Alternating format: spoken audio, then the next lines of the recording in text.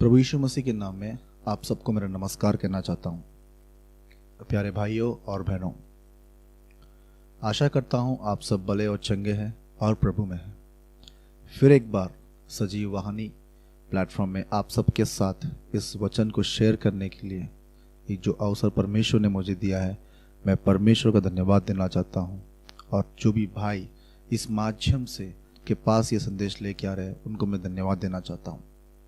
प्यारे भाइयों, आज दुनिया भर में प्रभु यीशु मसीह के जन्मदिन को बना रहे हैं और उस जन्मदिन के पीछे जो रहस्य है वो एक सही ईसाई जान सकता है। हम सब जानते हैं कि पवित्र शास्त्र दो भागों में बटा हुआ है, एक पुराना नियम और एक नया नियम। पुराना नियम में भी प्रभु यीशु मसीह के जन्म के बारे में भविष्यवाणी को हमने सुनते हुए आ रहे हैं, और वही भविष्यवाणी प्रभु यीशु मसीह के इस दुनिया में आने के बाद जो कुछ हुआ है, जो कुछ पूरा हुआ है, वह सब नए नियम में लिखा हुआ है। प्यारे भाइयों, बहुत से लोग ये कहते हैं कि और सोचते हैं और समझते हैं कि प्रभु यीशु मसीह के जन्म के बारे में या प्रभु यीशु मसीह के बारे में नया नियम बहुत कुछ बताता है। लेकिन जब हम पुराने नियम को ठीक से पढ़ते हैं और पुराने नियम को पवित्र आत्मा की सहायता से हम पढ़ते हैं, तो हर एक जगह हर एक शब्द प्रभु यीशु मसीह के बारे में बता रहा है। बल्कि मैं ये बात कह सकता हूँ कि बाइबल में जो 66 बुक्स है, ये सब सारांश प्रभु यीशु मसीह के बारे में बता रहे हैं। आप उत्पत्ति की किताब से मलाकी किताब तक हर एक बुक को पढ़ लीजिए, हर एक में प्रभु यीशु मसीह नजर आ रहे हैं। और मत्ती रचित सुसमाचार से लेकर प्रकाशित वाक्य तक तो हम समझ रहे हैं कि प्रभु यीशु मसीह उसमें है, क्योंकि प्रभु यीशु मसीह जब अपने कार्य का आरंभ कर रहे थे तो उनके पहाड़ी उपदेशों से लेकर प्रभु यीशु मसीह के मरने तक का जो कुछ कार्य हुआ था, वह सब कुछ हम सुसमाचारों में पढ़ते हैं।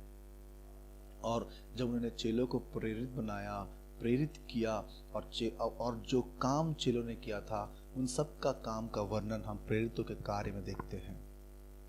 प्यारे भाइयों, प्रभु यीशु मसीह को हम कहते हैं कि 2000 साल पहले इस दुनिया में वो आया था। लेकिन हमें ये कहना चाहिए कि प्रभु यीशु मसीह शारीरिक तौर पर इस दुनिया में 2000 साल पहले आए थे। वचन क्लियरली कह रहा है कि प्रभु यीशु मसीह इस दुनिया में कब से की है। लेकिन मनुष्य के पापी हो जाने के कारण जब एक पवित्र लहू बहाने का आवश्यकता था, तो प्रभु परमेश्वर ने अपने प्रिय पुत्र प्रभु यीशु मसीह को इस दुनिया में भेजा और हमारे लिए हमारे उद्धार के लिए अपने आप को बलि दिया, है ना। आइए कुछ ऐसे ही वचनों को मैं आपके पास लेके आना चाहता हूँ। जब हम इस दुनिया में एक अच्छे समाज में जिस प्रकार रहना चाहते हैं, एक अच्छे उन्नत समाज में हम लोग जिस प्रकार रहते हैं, उस समाज को हम लोग अभी भी खोजते रहते हैं कि हम जहाँ कहीं रहे, एक ऐसा समाज मिले जहाँ पे हमारे बातों को समझ सके, है ना। जहाँ पढ़ाई ठीक हो, जहाँ पे व्यवस्था ठीक है, जहाँ पे हर चीज के लिए उपलब्ध हो। इस प्रकार की चीजों में हम लोग देखते रहते हैं। लेकिन इस समाज के पीछे, इस अच्छे समाज के पीछे किसी का हाथ जरूर रहता है, किसी का हाथ जरूर रहता है, हाथ जरूर रहता है। और उस अच्छे समाज को बनाने के लिए सबसे पहले हम देखते हैं कि फिजिकल फिटनेस, और उसके बाद देखते हैं कि मेंटल फिटनेस। ये दो चीज अगर हम लोग नहीं है एक इंसान में, तो उसको हम जेंटलमैन नहीं कहते। किसी भी चीज में अगर फिजिकली फिट नहीं है या मेंटली फिट नहीं है, तो हम उसको क्लियरली बोल देते हैं कि ही इज मेंटली हैंडीकैप्ड या ही इज फिजिकली हैंडीकैप्ड। प्यारे भाइयों, मैं आज आपके पास एक स्पिरिचुअलिटी हैंडीकैप के बारे में लेके आना चाहता हूँ। आपके दिल में ये प्रश्न, ये सोच आ रहा होगा, क्रिसमस के टाइम पे ये क्या संदेश है। जब आप ये संदेश को आप पूरा सुनोगे तो आपको जरूर समझ में आएगा कि what is actually spiritually handicapped. देखिए, हम नए नियम में जब हम पुराने नियम में हम जाते हैं, तो यिर्मयाह का किताब जब हम खोलते हैं, उसका 31वां अध्याय, the book of Jeremiah 31 chapter 31 से लेकर 34 तक मैं आपके लिए पढ़ना चाहता हूँ। फिर एक बार यिर्मयाह का किताब उसका 31वां अध्याय 31वें वचन से लेकर 34वां वचन तक। फिर यहोवा की यह वाणी भी है, सुन, ऐसे दिन आने वाले हैं जब मैं इज़राइल और यहूदा के घराने को नई वाचा दूंगा। वह उस वाचा के समान ना होगी जो मैंने उनके पुरखों के समय बांधी थी, जब मैं उनका हाथ पकड़कर उन्हें मिस्र देश से निकाल लाया। क्योंकि यद्यपि मैं उनका पति था तो भी उन्होंने मेरे वाचा को तोड़ डाला। परंतु जो वाचा मैं उन दिनों के बाद इज़राइल के घराने को बांधूंगा वह यह है, मैं अपनी व्यवस्था उनके मनों में समाऊंगा और वे उनके हृदय पर लिखाऊंगा, और मैं उनका परमेश्वर यहोवा ठहरूंगा और वे मेरी प्रजा ठहरेगी। यहोवा की यह वाणी है। देखिए प्यारे भाई, यहाँ पे कितना सुंदर वर्ड है। 31वें वचन में ये परमेश्वर कह रहा है कि फिर यहोवा की यह वाणी है, सुन, ऐसे दिन आने वाले हैं जब मैं इज़राइल और यहूदा के सारे घराने को नई वाचा दूंगा। नई वाचा ही प्रभु परमेश्वर अपने पुत्र प्रभु यीशु के द्वारा हमें देने वाला है। प्रभु यीशु मसीह जब इस दुनिया में आया था तो हमारे बीच में एक नई वाचा को लेके आया। उस समय परमेश्वर व्यवस्था को उनके हाथ में दिया था। देखिए 32वां वचन में किस प्रकार कितने अच्छी तरह से लिखा है, जब मैं उनके हाथ में पकड़कर उन्हें मिस्र देश से लाया, क्योंकि यद्यपि मैं उनका पति था तो भी उन्होंने मेरी अपनी वाचा को तोड़ डाली। और एक वचन देखिए यहाँ पे कितना सुंदर है 31वें वचन में, सुन, ऐसे दिन आने वाले हैं, ऐसे दिन आने वाले हैं। यिर्मयाह जब यहूदा प्रांत में, इज़राइल प्रांत में जब वह सेवा कर रहा था तो वह क्लियरली बता रहा था कि ऐसे दिन आने वाले हैं। और वह दिन क्या है? और वह दिन क्या है? मैं अपनी व्यवस्था उनके मन में समाऊंगा और वे उनके हृदय पर, और उसे उनके हृदय पर लिखूंगा। मैं उनका परमेश्वर ठहरूंगा और वे मेरी प्रजा ठहरेगी, क्योंकि यहोवा की यह वाणी है। कितना सुंदर वचन है। देखिए प्रभु परमेश्वर यिर्मयाह जब एक प्रॉफिट था तब उसी टाइम में, उसी समय उन सबको एक वचन दे रहा था या एक प्रॉमिस उनको दे रहा था कि मैं तुम्हारे लिए एक नई वाचा लेके आने वाला हूँ। और वह नई वाचा है, उनके मनों में परमेश्वर के वचनों को लिखना चाहता था, उनके मनों के ऊपर परमेश्वर के वचनों को लिखना चाहता था। देखिए प्रभु यीशु मसीह के बारे में जब हम लोग खोजते हैं ना तो कहीं पे भी मिल जाएगा। आप उत्पत्ति का किताब खोलिए, वहां पर प्रभु यीशु मसीह मिलेंगे। आप निर्गमन का किताब खोलिए, प्रभु यीशु मसीह वहां मिलेंगे। आप भजन संहिता खोलिए, प्रभु यीशु मसीह वहां पे मिलेंगे। आप योना का किताब खोलिए, प्रभु यीशु मसीह वहां पे मिलेंगे। प्रभु यीशु मसीह को आप खोजिए वचनों में, प्रभु यीशु मसीह आपको वहां पे मिलेगा। इतना क्लियरली एक समाज को बनाने के लिए प्रभु यीशु मसीह के बारे में प्रभु परमेश्वर कह रहा है कि मैं लोगों के मनों में अपनी व्यवस्था को समाऊंगा, अपनी व्यवस्था को समाऊंगा। प्यारे भाइयों समझिए बात को, एक क्राइम जब होता है तो क्राइम अटेम्प्ट करने के टाइम पे उसे क्राइम नहीं कहते, जब वो क्राइम को कर देता है तब उसे क्राइम कहते हैं। या जो एक्ट लॉ एंड ऑर्डर के विरुद्ध में है उसे क्राइम कहते हैं, उसे क्राइम कहते हैं। जब मन में जब उसको विचार आता है, मन में जब उसको विचार आता है और उसी मन के बारे में प्रभु परमेश्वर कहता है कि मैं उस मन को धोने के लिए आया हूं, मैं उस मन को क्लीन करने के लिए आया हूं। प्रभु यीशु मसीह सिर्फ हमारे पापों को धोने के लिए नहीं, सिर्फ तेरे लिए या मेरे लिए प्रभु यीशु मसीह नहीं आया। हम सोचते हैं कि प्रभु यीशु मसीह सिर्फ इस लोक का उद्धार करने के लिए आया। नहीं प्यारे भाई, प्रभु यीशु मसीह के आने के पीछे बहुत से कारण हैं, बहुत से कारण हैं।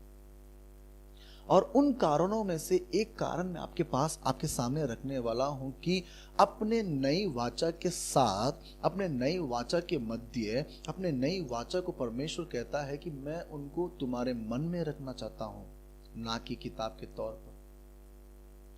हाथ में दूंगा तो आप लोग उसे कहीं पर रख दोगे, हाथ में दूंगा तो आप उसे अपनी मर्जी के समय में पकड़ोगे, लेकिन जब उसे मैं अपने आपके दिलों में रख दूंगा या आपके मनों में रख दूंगा, वो आपके पास नित्य रहेगी और उसका डर हमें बना रहेगा, उसका डर हमें बना रहेगा।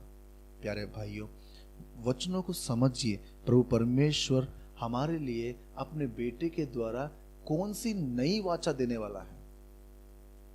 नया निबंध में प्रभु यीशु मसीह कह रहा है, अपने दिलों को या अपने मनों को शुद्ध करो, क्योंकि जब आप मनों को शुद्ध करोगे तो ही आप परमेश्वर को देख पाओगे। देखिए मत्ती रचित सुसमाचार उसका 5वां अध्याय 8वें वचन में देखिए, धन्य है वे जिनके मन शुद्ध है, क्योंकि परमेश्वर को देख पाएंगे। मनों को शुद्ध करिए प्यारे भाइयों।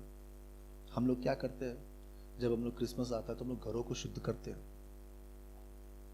हर प्रकार के वस्तुओं को हम लोग ऊपर के सेल्फ में से, नीचे के सेल्फ में से, चारपाइयों को हटाएंगे, पूरा साफ करेंगे। प्रभु यीशु मसीह कहता है, घरों को साफ करने से पहले अपने मनों को साफ करो, अपने मनों को साफ करो। क्योंकि प्रभु यीशु मसीह के पास एक बंदा आया था और पूछा कि मनुष्य को ऐसा कौन सा वस्तु है या क्रिया है जो उसको अशुद्ध कर देती है। और प्रभु यीशु मसीह उनको स्ट्रेट फॉरवर्ड आंसर देता है कि मनुष्य को उसके मन के अंदर से जो विचार आते हैं वही उसे अशुद्ध कर देती है। हाँ प्यारे भाई, हमारे मन से जो बातें आते हैं वही हमें अशुद्ध कर देती है, वही हमें अशुद्ध कर देती है। हम एक के बारे में जब हम बुरा सोचेंगे, बुरा सोचने के बाद उसको जब हम सोच को क्रिया के तौर पर जब एक्ट करते हैं, वो हो जाता है पाप, पुराने नियम के हिसाब से। लेकिन नए नियम के हिसाब से पाप, परमेश्वर कह रहा है, प्रभु यीशु मसीह कह रहे हैं कि अगर तू एक के बारे में अपने दिल में भी सोचेगा बुरा तो वो पाप है। पतरस आया और कहा, मैं अपने भाइयों को कब तक क्षमा करूं? उसने कहा 70 गुना 70 साल तक। इसका मतलब अनगिनत बार तू अपने भाई को क्षमा करते रहे, अनगिनत बार तो अपने भाई को क्षमा करते रहे। कितना सुंदर वचन, देखिए कितना सुंदर वचन है। क्रिसमस में प्रभु यीशु मसीह इस बार हमें यह संदेश देने वाला है कि अपने मनों को शुद्ध करिए, अपने मनों को शुद्ध करिए। मन ही एक ऐसा चीज है जो सब प्रकार के रोगों से भरा हुआ है, एक असाध्य रोग उसमें भरा हुआ है। देखिए यिर्मयाह का किताब में ही एक वचन है, 17वीं अध्याय उसका 9वां वचन, मन तो सब वस्तुओं से अधिक धोखा देने वाला होता है, उसमें असाध्य रोग लगा है और उसका भेद कौन समझ सकता है। मन एक ऐसी चीज है जो हमें पाप को इजीली अट्रैक्ट कर सकता है। लेकिन प्यारे भाइयों, जब आप अपने मन को कंट्रोल कर सकते हो, आप अपने मन के विचारों को कंट्रोल कर सकते हो, तो मैं आपसे प्रभु यीशु मसीह के द्वारा कहना चाहता हूं कि आप पाप से परे रह सकते हैं, आप पाप से दूर रह सकते हैं। समझिए बात को। यिर्मयाह की किताब में जब हम पढ़ रहे थे कि मैं तुम्हें एक नई वाचा देने वाला हूं, और वो नई वाचा पहले उनको पत्थरों के ऊपर लिख के दिया था मूसा के द्वारा, और उसके बाद उनको हाथों के ऊपर उनको एक पर्ची के ऊपर लिख के दिया करते थे, लकड़ी के चकलों के ऊपर लिख के दिया करते थे, लेदर्स के ऊपर लिख के दिया करते थे। और इजरायलियों ने वो वचनों को पढ़ा लेकिन उनके अनुसार नहीं किया। अब प्रभु कहना चाहता है कि अगर आप पाप से दूर रहना चाहते हो तो मेरे वचनों को अपने दिल में रखो, मेरे पवित्र वचनों को अपने दिल में रखो, मेरे पवित्र वचनों को अपने मन में रखो। देखिए प्रभु परमेश्वर हमारे मनों के बारे में क्या कह रहा है। कुरिन्थियों की पहली पत्री 3 अध्याय 16वीं वचन देखिए, क्या तुम नहीं जानते कि तुम परमेश्वर के मंदिर हो और परमेश्वर की आत्मा तुम में वास करती है?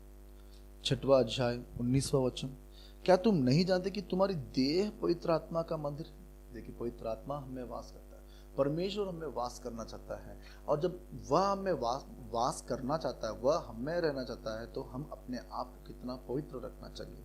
अगर हमारे मन पवित्र है तो हम परमेश्वर को देख पाएंगे, क्योंकि परमेश्वर हम में रहता है, क्योंकि परमेश्वर हम में रहता है।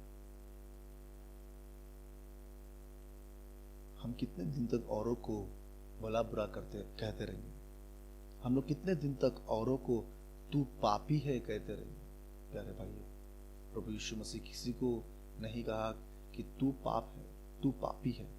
किसी से उसने कभी नहीं कहा कि तू पापी है, क्योंकि वचन से क्लियरली बता रहा है कि हर एक ने पाप किया है और उसके उद्धार को खो गए हैं, उद्धार को हमने खो दिया है। प्यारे भाई, ये बात को समझिए।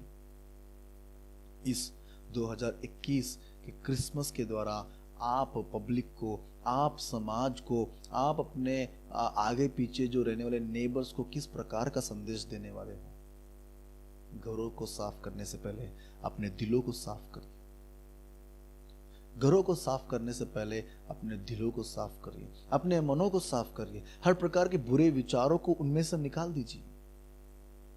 नई वाचा आप भी उसमें आना चाहते हो तो प्रभु यीशु मसीह आपसे कह रहा है कि हाँ, मैं तुझे लेना चाहता हूं और मैं तेरे दिल में वास करना चाहता हूं। कब? जब हम अपने विचारों को निकाल देंगे और अपने दुर्विचारों को या बुरे विचारों को, हम एक के प्रति एक के जो विचार हमारे मनों में आते हैं उनको अगर हम डिलीट करते हैं, तो प्यारे भाइयों, प्रभु यीशु मसीह आज तुम्हारे दिल में जन्म लेना चाहता है।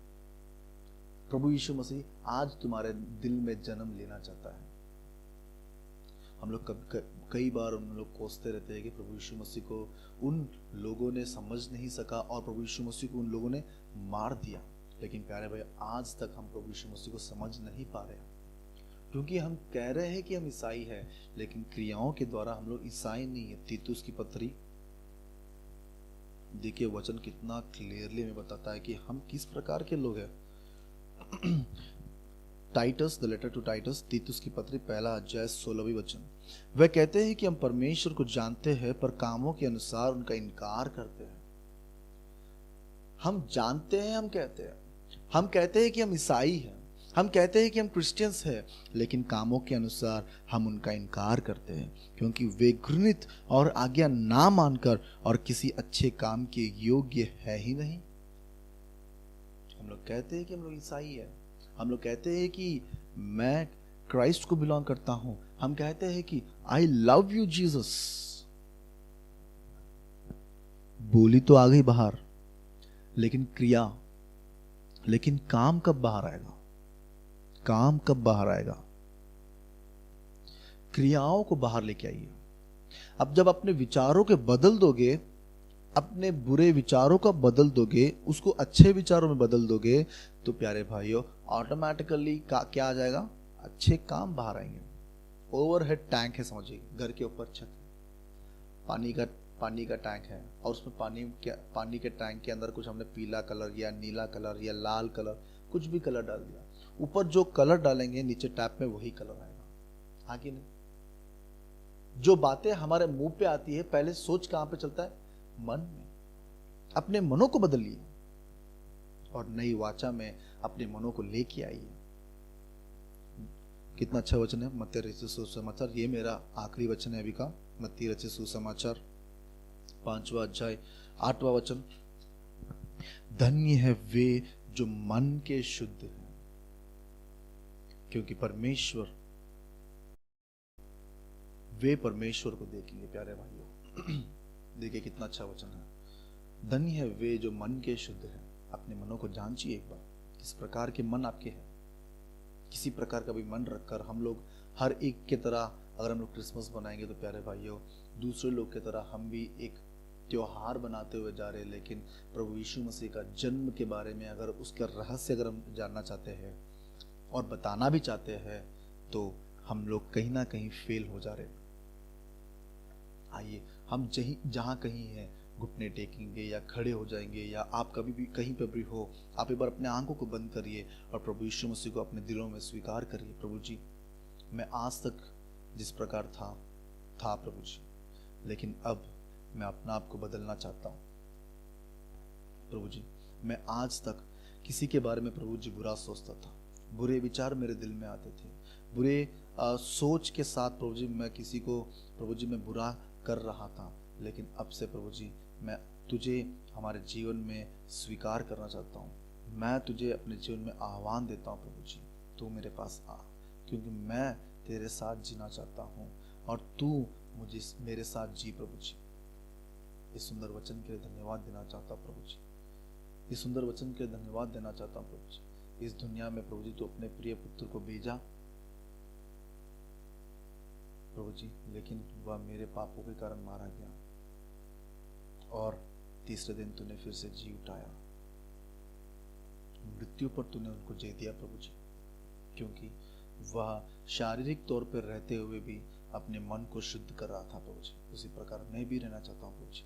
हर एक बुरी सोच को, हर एक बुरी आशा को प्रभु जी आज इस क्रिसमस पर मैं छोड़ना चाहता हूँ प्रभु जी। मुझे सहायता कर, मुझे सहायता कर प्रभु जी, मुझे सहायता कर। ये छोटी सी विनती प्रभु यीशु मसीह के नाम से मांगता हूँ, सुन और कबूल करो पिता, आमीन।